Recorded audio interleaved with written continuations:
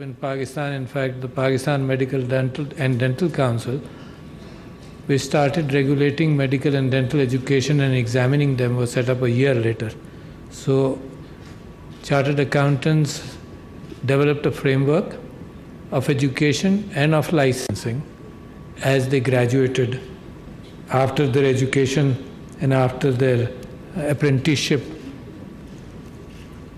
I have been very impressed by the fact that the Institute of Chartered Accountants works with the regulatory authorities in Pakistan, with FBR, with Securities and Exchange Commission of Pakistan, with the State Bank of Pakistan. And when I was elected as the member of the National Assembly in 2013, I had the opportunity, when I was sent by my party into the Public Accounts Committee, to look at what has been happening on the government side. And every issue which came to the Public Accounts Committee, of course, you realize, is related to accounts. And when they audit the government sector organizations, they develop objections to either poor accounting or poor decision making or poor expenditure without controls or expenditures without authority. And every issue, therefore, was an issue of governance and where could it be improved. Having said that, I was always very concerned about the fact that there should be not an issue-wise consideration of things wherein something very frequently happened. Because we are looking at accounts about 5 or 10 years older also, what happened was the person responsible, when I would ask a question कि वो कहाँ गया, तो पता ये चलता था कि जी उसका तो ट्रांसफ़र हो गया. अच्छा जी आप कब आए थे? उन्होंने कहा जी मैं तो 3 महीने से हूँ, लिहाजा आपसे तो कोई बात ही नहीं की जा सकती. अच्छा, और जो कमेटी के अंदर गुफ्तगू होती थी उसके अंदर जो चला गया, जिसने गलत काम किया था उसका ना मुझे नाम याद रहता था, तो अगली मर्तबा वो किसी और इदारे के एतबार से बैठा होता था, और जब हम कोई ऑब्जेक्शन करते थे तो कहता था जी मैं तो अभी 3 महीने पहले आया हूँ. तो ये हम घूमते रहे. मैंने कहा कि यार ये तो बड़ा ख़राब सिस्टम है. दूसरा ये होता था कि भाई जो अब इतनी देर लग रही है सिस्टम के अंदर, जनाब जिसने चोरी की, जो कहाँ गया, क्या हुआ. अच्छा जी, अब 10 साल बाद जब हमारे पास केस आया तो जो लोग स्मार्ट होते थे उनके साथ सवाल जवाब हो नहीं सकता था क्योंकि वो मर चुके होते थे. तो that was one of the policies of the people who are corrupt के इतना टालते रहो फिर कोई हिसाब लेने वाला कोई नहीं होगा. ओनली यस्टरडे ये मेरे पास ऑडिटर जनरल साहब आए और उन्होंने पिछले साल की जो सारे अकाउंटिंग और ऑडिट के एतबार से जितने इश्यूज़ थे वो उन्होंने मुझे किताबी सूरत के अंदर दिए, जो मैंने नेशनल असेंबली को भिजवा दिया. और नेशनल असेंबली में पब्लिक अकाउंट कमेटी जो है वो हर इशू को देखती जाएगी. मगर मैंने उनसे एक सवाल किया, और ये मैं पहले गुफ्तगू कर लूँ आपके प्रोफेशन के एतबार से, फिर औरतों के एतबार से ज़रूर करूँगा, because that's the main occasion today. मैंने उनसे सवाल ये किया कि ये बताइए कि आप क्या अकाउंटिंग प्रोसीजर्स से मुतमईन हैं? तो उन्होंने कहा नहीं. तो मैंने कहा क्या आपके यहाँ डबल एंट्री सिस्टम से अकाउंटिंग होती है? तो कहने लगे नहीं. तो मैंने कहा ये तो स्टैंडर्ड है दुनिया का, तो ये कैसे हो सकता है कि गवर्नमेंट ऑफ पाकिस्तान के अंदर डबल एंट्री सिस्टम ना हो? तो उन्होंने कहा जी हम कोशिश कर रहे हैं. तो मैंने उनसे पूछा, उन्होंने मुझे कहा कि इसके लिए ऑडिटर जनरल से ज़्यादा अकाउंटेंट जनरल ज़िम्मेदार है. तो मैंने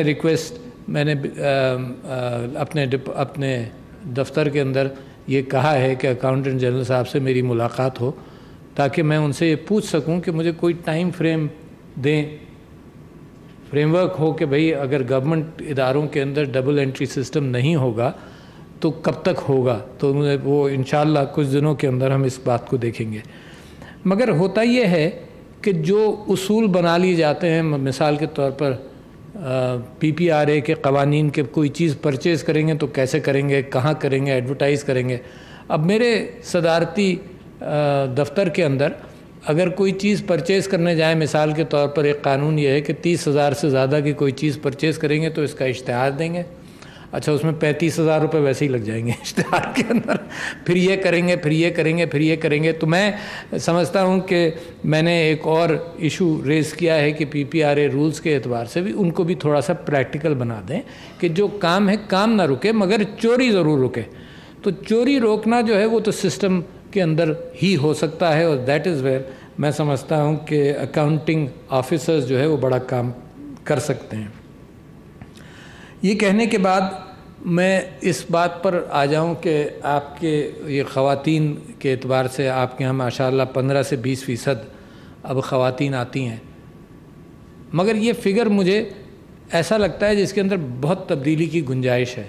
اور میں آپ کو مثال دیتا ہوں کہ جب معاشرے کے اندر اس بات کی قدر تھی کہ عورتیں میڈیکل پروفیشن میں جا سکتی ہیں، انجینئرنگ میں جا سکتی ہیں، تو ایک قانون تھا جو رکاوٹ بنا ہوا تھا. وہ قانون وہ تھا کہ جب میرا داخلہ ہوا تو قانون یہ تھا کہ 1/4 لڑکیاں ہوں گی اور 3/4 لڑکے ہوں گے.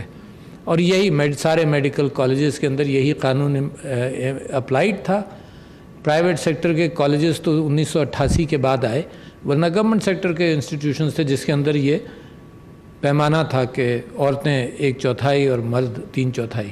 تو الٹیمیٹلی شاید سپریم کورٹ نے 80s کے دور کے اندر یہ قانون بدلا اور انہوں نے کہا کہ اوپن میرٹ ہونا چاہیے.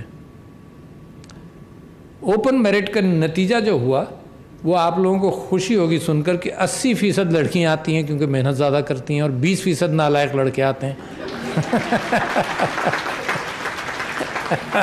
نہیں، وہ تو لائق ہوں گے، باقی رہ جاتے ہیں، نالائق رہ جاتے ہیں. اچھا، اس سے بڑی چینج آئی میڈیکل پروفیشن میں اور پروفیشنز کے اندر کہ لڑکیوں کو آنے کا موقع ملا اور اچھے پروفیشن میں آئیں. مگر ایک چیز جب ہم اس طرح انداز سے صرف سوچتے ہیں کہ نہیں جی عورتوں کے لیے معاشرے کے اندر امپلائمنٹ کھلنی چاہیے، ایک اناملی آئی جس کو انسان اس وقت دنیا میں سمجھ نہیں پا رہا کہ کیسے ہینڈل کرے. اور بڑی سمپل سی اناملی ہے، وہ یہ ہے کہ عورت، یہ تو نہیں ہو سکتا کہ عورت کے بجائے مرد پریگننٹ ہونے لگیں، ٹھیک ہے نا. تو عورت جب فیملی لائف کے اعتبار سے اپنے آپ کو ڈیووٹ کرتی ہے تو وہ اپنے پروفیشن سے نکل جاتی ہے. تھوڑے دنوں کے لیے نکلے گی، 1 سال کے لیے نکلے گی، بچوں کی پرورش کے اعتبار سے. ہمارے معاشرے میں زیادہ ذمہ داری عورت کی اس طرح سے آتی ہے.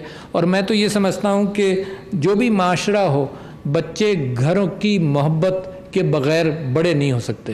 یہ نہیں ہو سکتا کہ عورت یا مرد جو ہے وہ سارے دن جھک مارے اور 5 بجے 6 بجے گھر آ کر یہ کہے کہ جی میں کوالٹی ٹائم بچوں کو دے دوں گا. کیونکہ یہ کوالٹی ٹائم تو اس کی ریلیکسیشن کے ساتھ بچے بھی اس کو دیتے ہیں.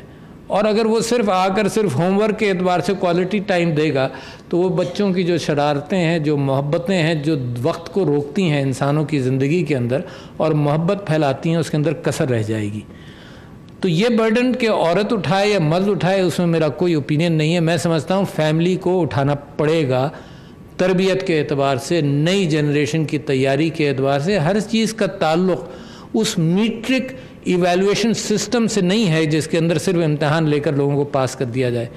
میرے اپنے بچے مثال کے طور پر کوئی اچھا ہوگا، کوئی ایوریج ہوگا، کوئی بہت اچھا ہوگا، تو میٹرک ایویلویشن سسٹم کے اندر جو بہت تیز ہے وہ تو نکل گیا. آپ سارے گھر کے اندر اور سارے خاندان میں ہوتا رہے وہ بچہ تیز تھا، دوسرا کیا نالائق تھا. یعنی ایوریجز کو ہم نے اپنے معاشرے سے بالکل نکال دیا. ایوریجز کے اندر جو آئے یا ایوریجز سے کم آئے وہ اپنے سائیکولوجیکل ڈپریشن میں ہو، ان کے لیے اپارچونٹیز کم ہو. تو یہ بحث معاشرے کے اندر چلتی رہے گی، کیونکہ جیسے جیسے وقت گزر رہا ہے یہ میرے اوپر اور آپ کے اوپر اور ہر فرد کے اوپر فوکس، ہر لیول پر امتحان، ہر لیول پر اس کا پرفارمنس، چاہے میڈیا کے اندر اس کی پریزنس ہو، سب کچھ یہ پریشر سوسائٹی کے اندر بڑھتا چلا جا رہا ہے.